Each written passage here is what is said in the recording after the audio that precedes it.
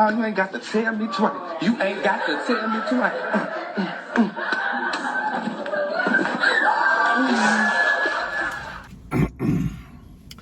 Hey, what's up, y'all? This is Rodney, and I'm back, and I wanted to go ahead and give my review over Pose. This is episode 1 of the final season. Okay, so I'm just gonna assume, and maybe I shouldn't, but I'm just gonna assume that because if you watch Pose, and if you watch the reviews of Pose, you are family, right? Whether it's an ally or, a member of the, y'all get what I'm trying to say. Either you LGBTQIA or either you are an ally. So what's up, fam? So we're gonna be honest, okay? I remember when Pose first came out, like, I was so excited. I remember the first season of Pose. I cried literally every episode. Like, no lie, like, no exaggeration. I cried every episode of the first season. Every episode I cried. It was something in every episode that made me bawl like a baby. And then I thought the second season was phenomenal. And so, I was expecting for the third season to come because this is the finale. The final season. I was disappointed in the first episode, y'all. I'm sorry. I was disappointed. I was just like, okay. It felt like they were rushing. And then I felt like with the whole OJ plot, or the OJ climax, like, girl, I'll speak for me. Girl, I like the fact that y'all are showing events that happened at that time, but the first episode, it should not have basically circled around OJ. That's how I felt. Like, okay, girl, so OJ is the I guess the main focus of this first episode. Girl, what are y'all doing? I just didn't like it. Okay, girl, so it's 1994. The Hellfire Club, which is the club that, I forgot her name. See, I don't forgot the people's name that fast. What's her name? Electra. Electra works at, they closed down because the cops say they spreading that disease, baby. At this time, HIV/AIDS are taking the people out, right? Y'all know I think that's a man-made disease, but girl, that's just me. Anyways, so Lamar, baby, when I tell you Lamar, girl, Lamar is fine. Bitch, Lamar is caked down. Hey, Lamar. I said, girl, where all this ass came from when he was out there dancing with the red on? I said, where did all this ass come from, Lamar? Okay, fine ass. But Lamar has a house, the House of Con. Damon is a drunk. And Lamar says that he's down, I guess, at the bar, giving out hand jobs. They have the ball. There's a girl, Face, Pray Tell says that, we haven't seen a face like this since Angel in the house of Evangelista. Nefertiti, the blacker the berry, the sweeter the mucking juice. They win. Now at this point, before it was just about, bragging rights and trophies. Now the game has changed and they're giving out cash prizes. I'm assuming, I don't know, I don't know anything about balls. In my life, I've been to like one ball, I believe, here in Houston. And it was cute or whatever. But I don't know anything about balls or anything. But I guess I'm assuming at this time, people, I guess, were not that interested in the ball scene anymore. I don't know. I guess not as many people. And so in order to get people kind of hyped up about it, they started giving out cash prizes, also along with, I guess, the trophies. So the cash prize was $1,000. The House of Con, they go to the restaurant, seeking the money that they're supposed to receive, and they have a food fight. Girl, it's kind of like, girl, I'm sorry, I'm really not. I was just like, okay, girl, where is this going? Okay. Blanca got a man. I think his name is Christopher. Girl, fine as hell. Big Poppy, girl. Oof. I don't call that man Big Poppy. Ooh, Poppy. Y'all know girl, let me tell y'all hold something.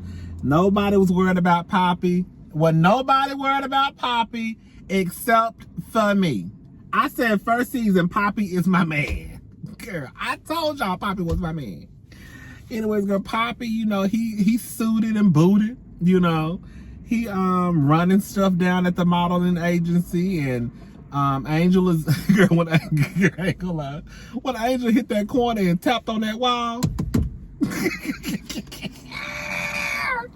Bitch, I scream. Now Angel, now that bitch is bad to me. Hello?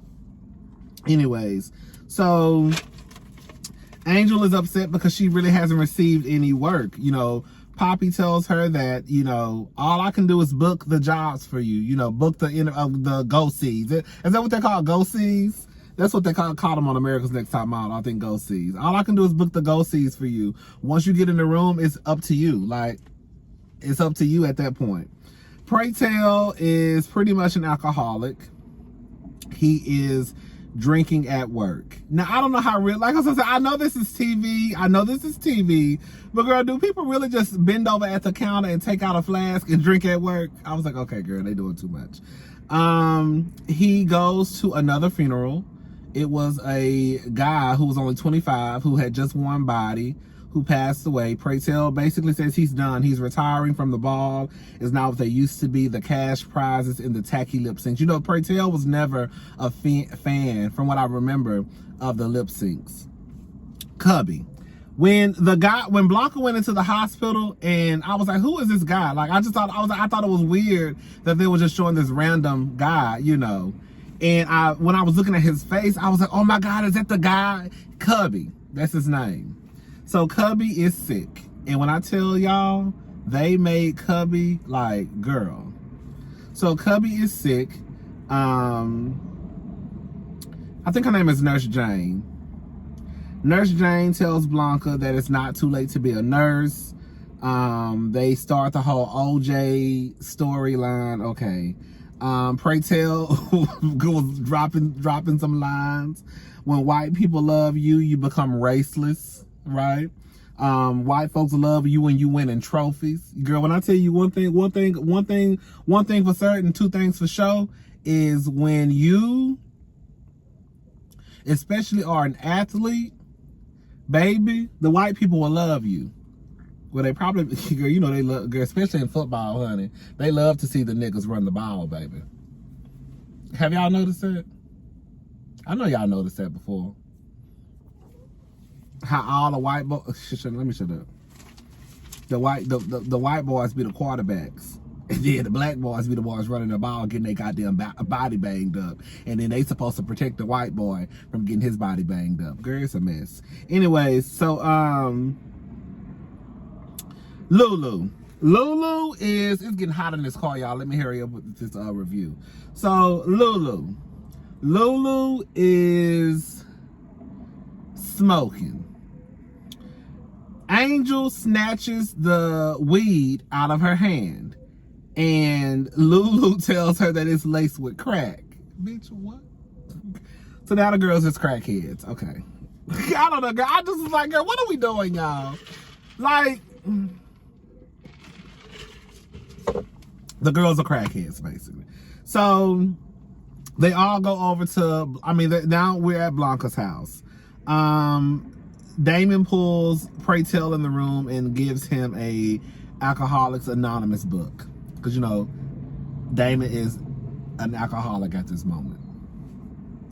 Lulu and Angel come over because Blanca had called them to come over to have a watch party to watch the OJ Simpson, when OJ Simpson was running through the streets in that white Bronco. So they come over, they say they're going to smoke. They go in the room. Pray Tell follows. And Lulu lets it be known, full disclosure, it got a little kick in it. And Angel tells Pray Tell that it's coke in it. Now, bitch, listen, tell you something. I don't do drugs. The most I've ever done is weed, and you know we don't consider weed drugs. You know, girl. That's why the girl. Let me tell you something, girl. When a girl, like, girl, let me shut up, girl. You know, I'm sorry, girl. People who smoke weed don't consider weed drugs. I know they say weed is a drug, but girl, people don't. Girl, you ain't gonna never hear nobody say, "Girl, I'm on drugs," and they just smoking weed. Okay. So, anyways, girl. I ain't never did no coke. I ain't never did no crack. I ain't never did no meth. I ain't never did none of that PMP, whatever, all that mess, whatever they call it, party and play. I don't know, girl. Girl, I thought it was a slight difference between coke and crack. Now, Angel, bitch, you sitting there telling Pray Tell that girl it's laced with coke. No, bitch, it's laced with crack. Tell this man the truth. Girl, coke and crack is not the same, right? Y'all tell me, because I thought it was different. You know the girls do coke. But girl, the girls just ain't just like in the restroom at the club bringing no pipe out doing no crack. I don't know, girl. Maybe I'm off on that one. But girl, Angel, I said, Angel, baby, you need to get your... Okay, girl, Angel out here telling the girl. I'm not saying it would be better if it was coke, but girl, I feel like that's a slight difference. Okay, girl, I don't know. Poppy stops by with pizza. He tells Blanca, I'm not fucked up, because basically Blanca says, I think that all her kids are fucked up or something. He lets her know, I ain't fucked up. There's some other niggas in there. Hello? Blanca reveals that at 14, she found out she was dyslexic. Her boyfriend, I think, said that he was like valedictorian. Basically like all American. Cubby dies, and girl, this is not funny. Girl, so Cubby dies, right? These girls go to a ball. Girl, when I tell you this reminded me so much of Whitney Houston when Whitney Houston died and all the motherfuckers stayed downstairs and partied like it was 1999. Girl, so Cubby dies, and girl, they felt like the way to keep his memory alive was to go to a ball and win. I'm sorry. I'm sorry, y'all. This first episode was a mess to me. I'm gonna be honest. I'm just being honest. This first episode was a mess. The ball was cute. I thought it was cute when Ricky came out and danced, and Damon came out and danced. I thought that was really, really cute. I was excited about that. Blanca came out and shut it down. They end up winning the ball over the House of Khan. Blanca's man, Christopher, shows up at dinner. She introduces him. You know, it's cute. And then at the end, Blanca applies for nursing school. It's getting hot in this car. That was pretty much it, y'all. Okay, I'm about to go and watch. Girl, I came out and got me something to eat, girl. I stopped by this little McDonald's right here and got me a little filet-o-fish sandwich. Just a little piece of sandwich. I got the double filet-o-fish. Let me tell y'all something. McDonald's. I'm so sick and tired of coming through the drive-thru and having to ask for ketchup. I got all this fucking bread and potatoes in this bag, and you don't want to give me no ketchup. And then when you do give me ketchup, you give me 3 fucking packets.